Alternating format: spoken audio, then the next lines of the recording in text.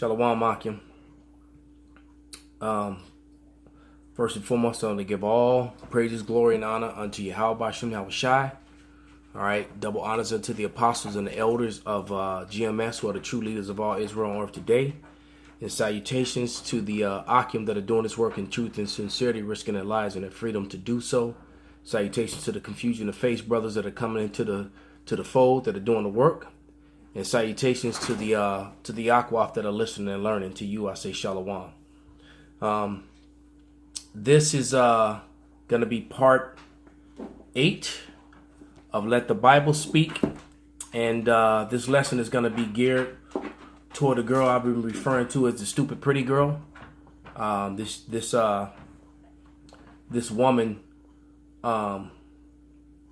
Gwen Masso. A couple of brothers in my camp, or some of the brothers that actually have already done very edifying videos condemning her foolishness and her folly, you know. So my lesson is going to be, you know, them just attacking one point and you know, and going to edify on one thing that she said, all right, on her foolishness. Because I can't stomach listening to her voice, her folly. It's just it was a bit much to take, stomaching those videos, listening to her. So without any further ado, let's jump right into the lesson. One thing that she said that after you take off your garment, your mask, we're not hiding ourselves like KKK do. All right, we don't put on a mask, because the reason why KKK hide their faces, because they're police chiefs and senators and people in government and college professors and, you know, and school teachers and things that you deal with and see every day. You know, he's your mailman, your policeman by day, and he's a KKK member at night, you know, with the hood on, burning down, putting the cross on your front lawn or hanging your brother or something. All right, we don't do that. And all we do is bring out the truth, man. The truth in the scriptures and the true history that they tried to cover up. We're uncovering the lies through the power of Yahweh Bashem Yahushai. So one thing she said is that we take off our garments and we go back to work for the white man, so-called white man. Yeah, we do. We're in captivity under him, as the Bible said the Israelites would be. And let's see what nation or race of people actually fit this as a whole. This is one of the heavy curses in Deuteronomy 28th chapter. It says, "Therefore thou shalt serve thy enemies, which Yahweh shall send against thee, in hunger, and in thirst, and in nakedness, and in want of all things. And he shall put a yoke of iron upon thee, until he have destroyed thee." So that cancels out the Jewish people. They didn't come to America on cargo slave ships, as the final curse in this book says, naked and yokes of iron. All right. They, the so-called white man and the fake Jews, they are the lenders and not the borrowers. Negroes, Latinos, and Native Americans are the borrowers. All right. So yes, so we do have to go work for them in order to get a job, a house, a car, a career, all right, a degree. You have to go to the so-called white man. All right, who is Esau, Edom, who according to the Bible would be the ruling class people when the end came. And they are. The end is here, and they're the ruling class people. They're fallen, but they're still in rulership. They haven't fallen yet. All right. So let's go to Hosea 4:6. Okay, because she said that you can trace who we are. Actually, you can through history and prophecy, which she clearly doesn't know. You know, she was speaking foolishly from her heart, you know. And as the scripture said, the heart is deceitful above all things, man. So you deceived by your own foolishness. All right. This is Hosea 4:6. And it reads, "My people are destroyed for lack of knowledge. Because thou hast rejected knowledge, I also will reject thee, and thou shalt be no priest to me. Seeing thou hast forgotten the law of thy power, I will also forget thy children." So we're in that period stage where we're being punished. Okay? Where we're being punished for what we've done. All right. Hosea 5:15. I will go and return to my place till they acknowledge their offense and seek my face. In their affliction, they will seek me early. So only some of us are actually seeking the Lord. Many of us are not. I watched another sister who actually believes that she's a Hebrew Israelite. She responded to the girl who says she's no longer a Hebrew Israelite, and she was trying. It's clear that she still has a lot to learn, and she kind of admitted that, and she was going off a little bit, but she definitely was she was trying to defend the position of the Israelites, man. So actually what she did was honorable, all right, because she was trying, and she admitted that it's all about, in a roundabout way, that it's about the men of Israel teaching, and you can't, and as I did in my video, you can't, you cannot be an Israelite. You cannot if you're Japanese, you cannot not be Ammon, and whatever your perspective race is, okay. You can't stop being who you are. You can stop being a religion, but you can't stop. The Hebrew Israelite is not a religion. It is a race, a nationality, a heritage, man. The so-called, what the world ignorantly calls God's heritage, man. Okay, next scripture is Jeremiah 17:4.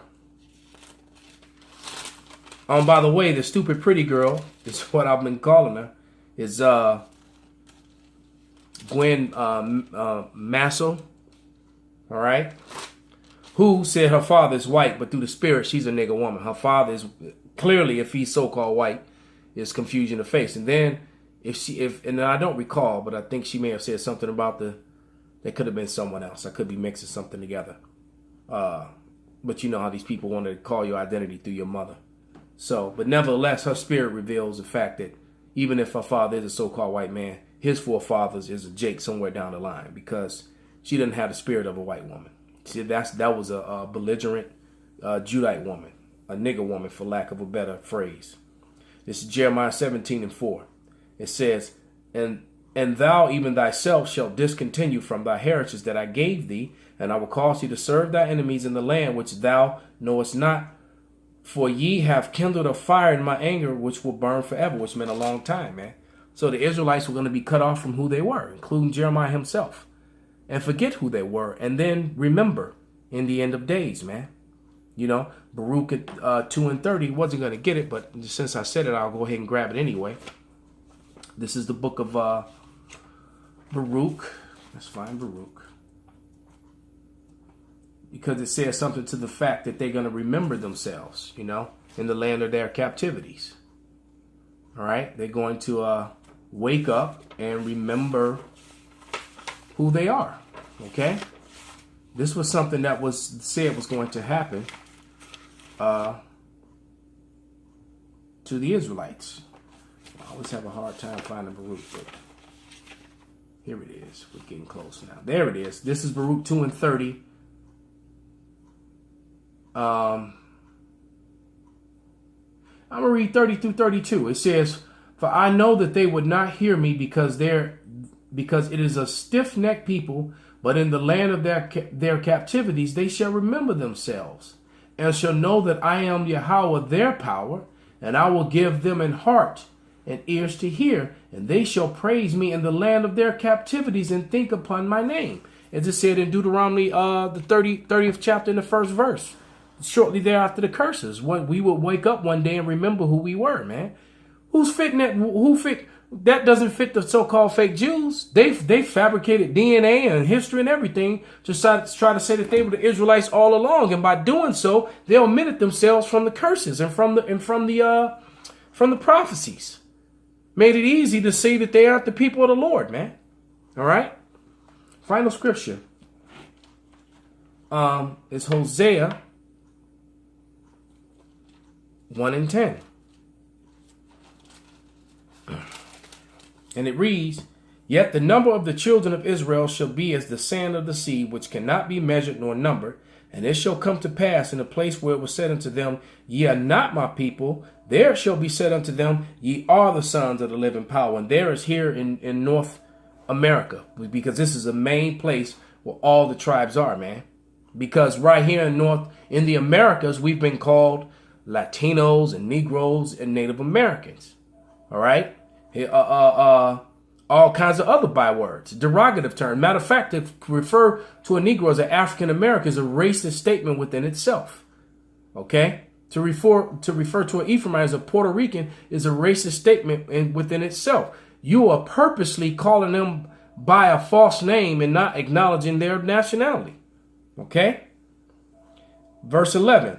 Then shall the children of Judah and the children of Israel be gathered together and appoint themselves one head, and they shall come up out of the land, for great shall be the day of Jezreel. And that's happening. All right, that's talking about the northern and southern kingdom, the Negroes, Latinos, and Native Americans coming together again, and it's happening. The prophecy is that would happen, and the only people that that's happening with are with the Israelites that are teaching on the corners, the highways and byways, as they're instructed to. By the way, stupid. All right. Now I'm going to give you a little bit of history. All right. There was something in America called census enumerators. And what these census enumerators did was they reclassified people to fit the agenda of the so-called white man. All right. The entire Cherokee Indian population in Carroll, Georgia, were reclassified as colored persons in 1830. All right. In Virginia, in 1882, they passed two acts that combined natives and Negroes into one category in 1682 in Virginia. And then I'm going to read a historical account that I stumbled upon as I was looking this information up about that act in 1682 in Virginia. And it was a written record of the, you can Google this for yourself and find it. I found it on, what they call it, Pinterest or Pinterest or whatever it's called. But it says, the written record of the voyage of 1524 of Giovanni da Verrazzano, as recorded in a letter to Francis I, King of France, July 8, 1584. Please note that the description of the natives. They are dark in color, not unlike the Ethiopians, with thick black hair, not very long, tied back behind their head like a small tail. Oh my good, all praises and glory be unto Yahweh Shem Yahushai. Tied back behind their head like a small tail. I'm a Reubenite, what you ignorantly so-called a Native American or Seminoles. hadn't even dawned on me. It says, as for the physique of these men, they are well proportioned, of medium height. I'm medium height, a little taller than we are. They have broad chest and strong arms. Well, my chest isn't as broad and my arms aren't as strong as they used to, but I was very thick through my upper body, very muscular and well proportionate, just as it's written right here. It says a little taller than we are, have broad chest, strong arms, and the legs and other parts of the body are well composed. All right. With that, I hope this was an edifying lesson. And I'm going to say all praise, glory, and honor be unto Yahweh Shem Yahushai, Shalom, and Abba Babal.